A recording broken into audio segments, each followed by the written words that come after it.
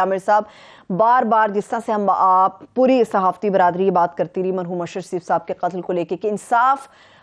میسر آنا چاہیے، ہوتا ہوا نظر بھی آنا چاہیے، مجھے لگتا ہے کہ کسی حد تک کچھ ایسی رکاوٹیں تھیں جو دور ہوتی چلی جا رہی ہیں۔ نہیں، ایک تو سب سے بڑی جو پیش رفت ہوئی ہے وہ سپریم کورٹ آف پاکستان نے اس کو ٹیک اپ کر لیا ہے، لیٹ کیا ہے مگر کر لیا ہے، تو اس سے تھوڑی سی ہمارے زخموں پہ مرہم رکھا گیا ہے، کمیونٹی کے، اس کے خاندان کے، اس کے دوستوں کے۔ مگر آئیڈلی جو ہے آج انہوں نے اب اس کمیٹی کا جوڈیشل کمیشن جو ہے اس کا اناؤنس بھی کر دیا، اسلام آباد پولیس نے اناؤنس کیا اور انہوں نے اس کو ایکسیپٹ کر لیا۔ آئیڈلی ہم یہ امید کر رہے تھے کہ عدالت خود ان ناموں کو پرکھے اور کرے، کیونکہ یہاں پہ جو گورنمنٹ ہے اور اسٹیبلشمنٹ ہے وہ ایکیوزڈ ہے۔ ارشد کی والدہ نے جو اپلیکیشن دی ہوئی ہے، جس کے مندرجات ابھی کیونکہ پبلک ریکارڈ کا حصہ بن گئے ہیں اور وہ سب کو تقریباً پتہ بھی ہے، اس کے اندر جو انہوں نے نام دیے ہوئے ہیں وہ اب ٹاپ لوگ ہیں، اسٹیبلشمنٹ کے بھی اور گورنمنٹ کے بھی۔ اب اس میں عدالت نے یہ کہا، ایک متضاد بات ہے کہ ان افسران کو لگایا جائے جن کے سینئرز جو ہیں، جو ان لوگوں کے ماتحت نہ ہو، جن کے متعلق تفتیش ہونی ہے۔ درست۔ تو یہ اب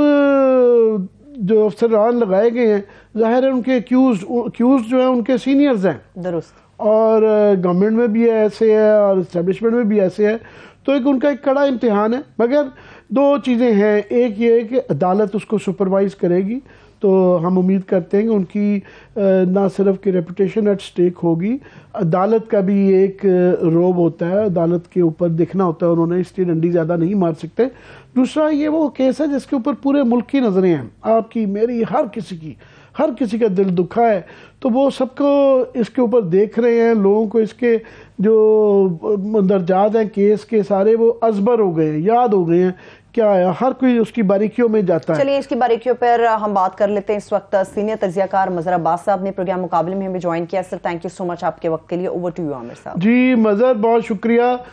آپ کو، اس لیے بھی زیادہ ارشد کے کیس پہ ہم سننا چاہتے ہیں کیونکہ آپ کی ساری عمر جو گزر گئی وہ صحافتی کازز کے لیے اور تنظیموں کے لیے گزری ہے۔ آپ کو اب جو آج جوڈیشل کمیشن بن گیا ہے، تو ساتھ میں ایک متضاد بات میں سمجھتا ہوں کہ عدالت نے یہ کہا کہ ان افسران کو لگایا جائے کہ جن کو جو کہ ان افسران کے نیچے نہ ہوں جو کہ ایکیوزڈ ہوں۔ تو یہاں تو بھی ظاہر ہے گورنمنٹ ایکیوزڈ ہے، اسٹیبلشمنٹ ایکیوزڈ ہے، اس ایپلیکیشن کے مطابق جو کہ ارشد کی والدہ نے دی ہے۔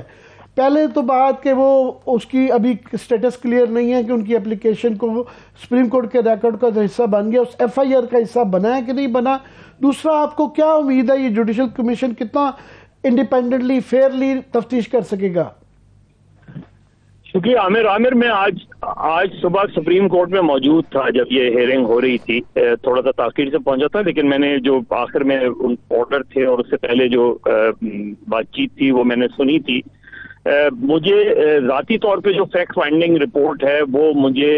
اتنی بری یا خراب نہیں لگی۔ میرا خیال ہے جو بہت سی بنیادی چیزیں تھیں وہ اس رپورٹ میں ایڈریس کی گئی ہیں،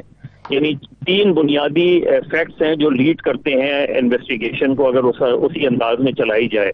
ایک تو یہ کہ انہوں نے یہ اسٹیبلش کر دیا کہ یہاں سے ارشد شریف کا جانا جو تھا وہ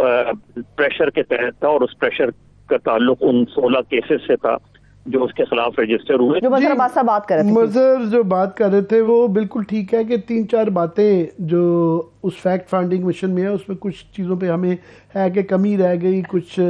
کمیاں تھیں، کہیں پر کمی زیادہ، کہیں پر کمی، مگر 3-4 باتیں واقعی اس رپورٹ نے اسٹیبلش کر دی، کئی جگہ بڑا ڈیرنگلی۔ پہلی بات تو یہ کہ اس میں ایک رپورٹ میں لکھا ہوا کہ یہ پلانڈ اسیسینیشن تھی، جس کو کہ ٹرانس نیشنل اس کی نوعیت تھی کہ مختلف ملکوں کے ملا جلا کے اس کو جو ہے نا بنایا گیا، اور یہ پلانڈ اسیسینیشن تھی، یہ کوئی جو پہلے کہا جا رہا تھا مسنگ آئیڈینٹی وغیرہ ایسا کچھ نہیں تھا۔ دوسرا جو ابھی ذکر کر رہے تھے مظہر کہ یہ یہاں سے مظہر آپ فرما رہے تھے کہ اس میں 3-4 باتیں اسٹیبلش ہو گئی ہیں۔ پہلی تو یہ کہ اس کو یہاں سے دوڑایا گیا، اور لارجلی 16 ایف آئی آرز تھیں وہ اسی کی وجہ سے اس کو دوڑا گیا۔ آپ جاری رکھیے گا۔ جی، اور تیسری بات جو اس میں سب سے امپورٹنٹ انہوں نے یہ کہ اس کا جو قتل ہے وہ بالکل کولڈ بلڈڈ ہے اور انہوں نے ریجیکٹ کیا ہے, ڈسمس کیا ہے اس کینیا پولیس کی تمام انویسٹیگیشن کو. اب اس میں یہ کہ یہ بنیاد انہوں نے فراہم کر دی اور یہ وہی بنیاد ہے, حالانکہ گورنمنٹ کی کانسٹیٹیوٹڈ کمیٹی تھی لیکن اس نے میرے خیال میں کافی فیئرلی کام کیا ہے اس نے. اب یہ جو اس پہ کرمنل انویسٹیگیشن ہوگی, یہ دیکھنا ہے کہ یہ انہی 3 بنیادی نقطوں کے گرد گھومے گی. اس میں ظاہر ہے اس میں آگے بھی چیزیں, اور عین ممکن ہے کہ بہت سی چیزیں جو رپورٹ میں نہیں شامل ہیں وہ بھی جو ہے یہ جو لوگ جنہوں نے یہ رپورٹ تیار کی ہے وہ ان سے شیئر کریں. کچھ چیزیں مجھے اس کا علم ہے. میرا خیال میں کہ اگر اس کی صحیح ڈائریکشن تو اس کی سیٹ ہو گئی ہے, اب آگے اگر کوئی ایسا دباؤ نہیں آتا کہ جس کے نتیجے میں اس انویسٹیگیشن کو ہیمپر کیا جائے, اسی لیے میں نے پی ایف یو جے والوں سے بھی کہا ہے, اور میرا خیال ہے پی ایف یو جے اس پہ کام بھی کر رہی ہے, کہ پی ایف یو جے اس پہ اپنی ایک مانیٹرنگ کمیٹی بنائے جو اس کیس کو مانیٹر کرے کہ اس میں اگر کسی اسٹیج پہ انہیں فیل ہو کہ اس میں کہیں کوئی گڑبڑ کی جا رہی ہے تو پی ایف یو جے اپنی ایک پوزیشن کی وضاحت اس پہ کر دے. لیکن میرا خیال ہے کہ اگر اس میں کرمنل انویسٹیگیشن صحیح معنوں میں چلتی ہے اور اس میں انٹرپول کو بھی انوالو کرنا پڑے گا, کیونکہ اگر آپ نے وقار اور خرم اور ان پولیس آفیسرز کو جنہوں نے یہ ایڈمٹ کیا کہ اس کے ریزن انہوں نے دوسرے دیے لیکن یہ ایڈمٹ کیا کہ وہ انہی کی گولی سے مرا ہے, تو اگر ان لوگوں کو آپ انٹیروگیٹ کریں گے, ابھی تو انویسٹیگیٹ کیا گیا ہے ان کو جو خرم اور وقار کو, لیکن اگر ان کو پاکستان لانے میں کامیاب ہوتے ہیں تھرو انٹرپول, تو میرے خیال میں اس کیس کی بنیادی لیڈ آپ کو مل جائے گی کہ انہیں مارا کس نے ہے, اور اگر اب مارا کس نے ہے اسٹیبلش ہو گیا تو یہ بھی میٹ ہو جائے گی کہ ان کو کس نے ڈائریکشن دی تھی. تو میرا خیال ہے کہ ابھی تک کی جو وہ انویسٹیگیشن ہوئی ہے یا جو لیڈ ہوئی ہے وہ بنیاد فراہم کرتی, اور کافی حد تک میں نے ماضی میں بھی سلیم شہزاد, حیات اللہ, ان کی رپورٹ یا اس کی جو انویسٹیگیشن ہوئی تھی اس کو تھوڑا فالو کیا ہے. تو میرے خیال میں کہ یہ امپورٹنٹ لیڈ پر رپورٹ پرووائڈ کرتی ہے اس میں. اور مجھے اگر اور جو فیملی جو ان کی مدر کا وہ ہے وہ بھی اگر اس میں جا کے جو ان کے خیالات ہیں اور جو وہ سمجھتی ہیں, ظاہر ہے انہیں بہت سی چیزیں عین ممکن ہے کہ جو ہم میں سے کسی کو نہیں پتا وہ ان کو پتا ہوں, تو وہ جا کے اگر یہی بات جو انہوں نے اپلیکیشن میں کی ہے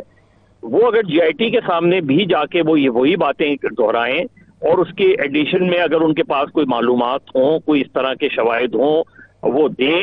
تو جی آئی ٹی کو نہ صرف یہ کہ انہیں سننا چاہیے, ان کا بیان کو ریکارڈ کا حصہ بنانا چاہیے. اسی طریقے سے اگر عمران خان صاحب کے پاس جو معلومات ہیں, مراد سعید مجھے ملے بھی تھے آج, ان کے پاس جو معلومات ہیں, یہ ساری چیزیں شیئر ہوں اور ہم اس کو مانیٹر کرتے رہیں, کیونکہ میں سمجھتا ہوں کہ جرنلسٹوں کو اس پورے کیس کی اونرشپ لینی چاہیے اور اسے دیکھنا چاہیے, کیونکہ یہ غیر معمولی کیس ہے اور اس کو اپنے منطقی انجام تک پہنچنا چاہیے.